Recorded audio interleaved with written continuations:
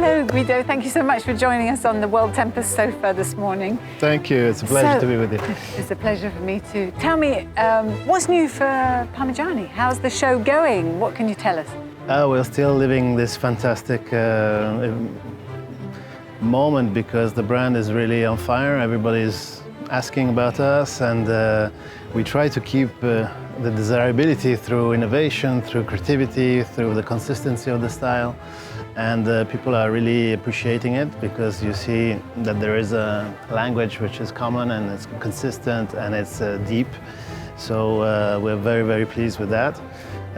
Probably the most important innovation we're doing is our second world premiere on the Tonda PF. After last year's GMT Rattrapante, who was a big surprise for the industry, we are interpreting another function in a Parmigiani way, which then we transformed and it became something that didn't exist before, so we called it Minute Rattrapante. And it's something that gives you the ability to master a moment in which you have to stop doing something and start doing something else, which can be like leaving from the lounge to go to the gate, or stop speaking after 10 minutes if you have a speech to do, or cooking your pasta al dente. And it came basically from the idea of transforming the function of a rotating basil of a scuba onto the movement. And it's not a scuba anymore, and it becomes something really fun to use and very practical and very elegant.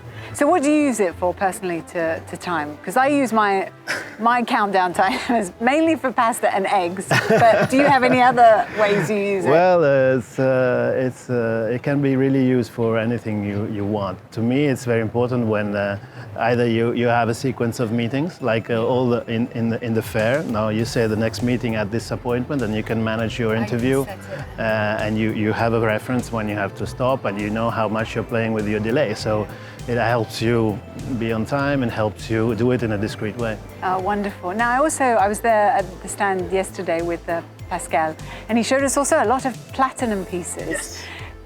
Why so much platinum? What do you love about it? But I think platinum, if there's one material that speaks to Parmigiani Fleurier, it's platinum, because it is the most noble and most prestigious one, but as yet is the most understated and discreet. So these two values are in the brand, and I love it because the reflection of the light is very white and it's very pure. On the quality side, of course, you're treating material as it is in nature, so when you have to service, you don't have to de-irradiate it and re-irradiate it when you have to polish it, etc. So it's really the quality of the material that you see as it is. And we took the matrix of the collection, which is the Tonda PF Micro Rotor, where we started from that beautiful reference that I wear since the beginning, because it's the father of everything. And doing it in full platinum, it becomes a statement of purity and design, clean design. I can't take my eyes off of that watch. Yes, yeah, it's beautiful. Yeah, we were all mesmerized yesterday. One last question. I'm just curious, when you come into the fair, do you have sort of set goals and targets for what you want to achieve before you start? Is there anything you'd share? Well, I start having a bit of a problem with my forecasting capacities because it's always underestimating. So. Oh, well, that's good in a way. Yeah, no, it's good, but I mean, the problem with this incredible appeal that the brand has reached among probably the most sophisticated clients in the industry, because we're talking to people very educated and people that are understated, that have personal choices, so they don't really follow the flow, and they are very demanding.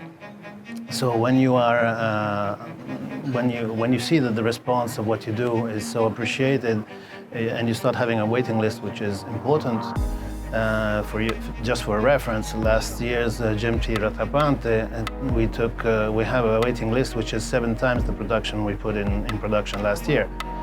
Of course, we have to replan and we have to accelerate, but it takes time to adjust a production of watches, about a year. So now we're receiving what we increased in production.